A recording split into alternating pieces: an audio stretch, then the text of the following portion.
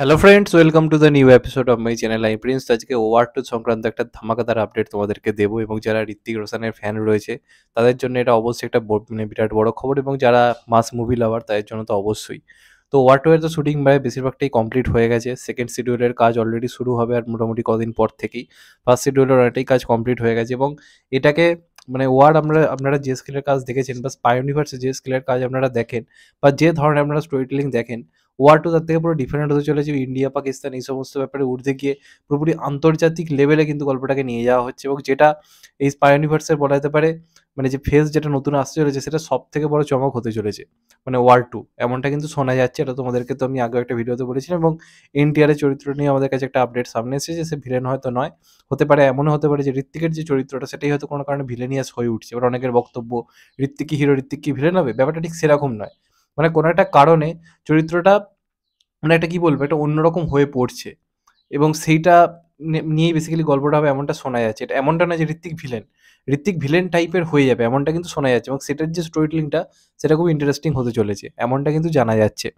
এবার যেটা মেন চমক যেটা জানা যাচ্ছে এখন পর্যন্ত সেটা হচ্ছে ঋত্বিকের এন্ট্রি সিনেমার বরাবরই একটা মেন আকর্ষণ থাকে। ফাইটারের মতো সিনেমা তো ঋত্বিকের এন্ট্রি হয়েছে দেখার মতো।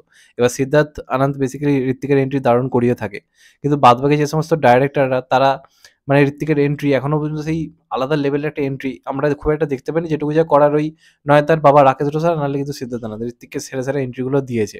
সেটা ব্যাং ব্যাং হোক বা সেটা ফাইটার হোক বা সেটা ক্রিস 3 হোক বা সেটা ধুম হোক।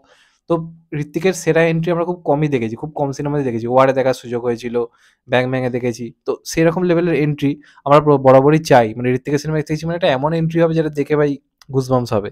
তো তাহলে বলে রাখি ওয়ার টু সিনেমাটা কিন্তু আপনাদের জন্য হতে চলেছে, কারণ এখানে ঋত্বিকের এন্ট্রি বলা হচ্ছে তার কেরিয়ারের সব থেকে সেরা এন্ট্রি হতে চলেছে এবং আপনাদেরকে বলে রাখি যেটুকু জানা যাচ্ছে এখনো পর্যন্ত ঋত্বিকের এন্ট্রি হবে একটা বিরাট বড় অ্যাকশন সিকোয়েন্স দিয়ে এবং সেটা প্রায় মিনিট 15 থেকে 20 অ্যাকশন সিকোয়েন্স হতে চলেছে, যেটা এখনো পর্যন্ত বিগেস্ট এন্ট্রি সিন। মানে বাকি হিরোদের এন্ট্রি সিন কত গেছে, হায়েস্ট হয়তো গেছে 10 মিনিট অব্দি, কিন্তু এটা কিন্তু বিগেস্ট হতে চলেছে এবং 15 থেকে 20 মিনিটের একটা টানা একটা অ্যাকশন সিকোয়েন্স কিন্তু থাকতে পারে। এবং যেটা জানা যাচ্ছে ঋত্বিকের এগেনস্টে কোরিয়ান সিনেমার একজন নামকরা অ্যাকশন মানে একে মানে কি বলবো প্রফেশনাল একজন অ্যাকশন হিরোকে আনা হচ্ছে কোরিয়ান ইন্ডাস্ট্রির। সে থাকবে ঋত্বিকের এগেনস্ট ওই অ্যাকশন দৃশ্যটাতে, এমনটা জানা যাচ্ছে। এবং বেসিক্যালি ওখানে যেটা হবে সেটা হচ্ছে সাউলিন ফাইট আমরা বেসিক্যালি চাইনিজ এবং জাপানিজ মুভিতে প্রচুর পরিমাণে দেখেছি। ইন্ডিয়ান সিনেমায় সাউলিন ফাইট খুব কম সিনেমাতে একদম দেখা গেছে এবং ঋত্বিক নিজের কেরিয়ারেও সাউলিন ফাইট খুব কম করেছে। তো এইখানে যে এন্ট্রিটা থাকবে যেমনটা আমরা দেখেছিলাম বেসিক্যালি টাইগার 3 শেষে, যে একটু অন্যরকম কালার প্যালেটে অ্যাকশন হচ্ছে একটা অন্য জায়গাতে। তো সেরকমই কিন্তু একটা অ্যাকশন সিকোয়েন্স থাকবে কিছু কোরিয়ান প্রফেশনাল অ্যাকশন হিরোদের সঙ্গে এবং সেখান থেকে একজন নামকরা কোরিয়ান অ্যাক্টরকে আনা হচ্ছে, ঋত্বিকের এগেনস্টে কাস্ট করা হচ্ছে। ওই চরিত্রের সঙ্গে ঋত্বিকের কিন্তু টানা 15 থেকে 20 মিনিটের কিন্তু একটা বিগেস্ট অ্যাকশন সিকোয়েন্স কিন্তু থাকতে চলেছে এবং সেখানে হ্যান্ড টু হ্যান্ড কম্বাট থেকে শুরু করে চেস এবং সাউলিন ফাইট আমরা কিন্তু পুরোপুরি পেতে চলেছি। এবং ঋত্বিক কেমন মার্শাল আর্ট করতে এর আগে সম্ভবত কখনো দেখা যায়নি এবং এটার জন্য ঋত্বিককে টানা একটা বিরাট পরিমাণে কিন্তু ট্রেনিং কিন্তু নিতে হয়েছে। তো এরকম যদি এন্ট্রি হয় তাহলে তাক লাগিয়ে দেবে, কারণ ওয়ার ঋত্বিকের এন্ট্রিতে কিন্তু কোনো অ্যাকশন ছিল না, জাস্ট হেঁটে হেঁটে আসছিল তাতেই মানে সিঙ্গেল স্ক্রিনে কি অবস্থা হয়েছিল, লোকে চেয়ার ফেয়ার ভেঙে ফেলেছিল নাচতে নাচতে, এমন অবস্থা হয়েছিল। তো সেখানে যদি এই লেভেলের এন্ট্রি হয় তাহলে বুঝতে পারছো তো কি হবে। তো সেই লেভেলেরই এটা সিনেমা হতে চলেছে। এবার দেখা যাক আমাদের যেহেতু এটা নতুন ডাইরেক্টর অয়ন মুখার্জি, সে কিভাবে ঋত্বিককে প্রেজেন্ট করেছে, এটা কিন্তু অবভিয়াসলি একটা দেখার ব্যাপার কিন্তু থাকবে বিরাট মানে এভাবে। তো এরকম একটা এন্ট্রি শুনে, এরকম একটা সেটা ভাঙা এন্ট্রি শুনে সত্যি কথা বলতে গেলে গুজবাম্পস দিচ্ছে এবং আশা করছি সিনেমাটার জন্য আমাদের আর সত্যি বেশি দিন আর মানে ওয়েট করতে ইচ্ছেও হচ্ছে না।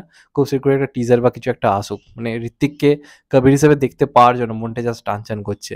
এবং টাইগার 3 এর ফলে মানে স্পাই ইউনিভার্সের যে একটা সামান্য যে হালকা যে একটা মানে ডাউনফল যেটা হয়েছে সেটা আশা করছি ওয়ার টু এলে পুরোপুরি ভেঙে রেখে দেবে, কারণ এটা সেই লেভেলের কাজ হতে চলেছে এবং এনটিআর ঋত্বিক এক সিনেমা এর থেকে বেশি আর কি চাই। তো দেখা যাক ফাইনালি কি হয়। তো আপাতত এমনটাই শোনা যাচ্ছে যে কারণে তোমার সাথে শেয়ার করলাম। চ্যানেলটা নতুন হলে চ্যানেলটাকে সাবস্ক্রাইব করে দিও and get the bell icon. ভালো থেকো সবাই, টেক কেয়ার, নমস্কার, আবার দেখা হবে। এখন তো বাই, সবাই ভালো থেকো, সুস্থ থেকো, নমস্কার, টেক কেয়ার, আবার দেখা হবে।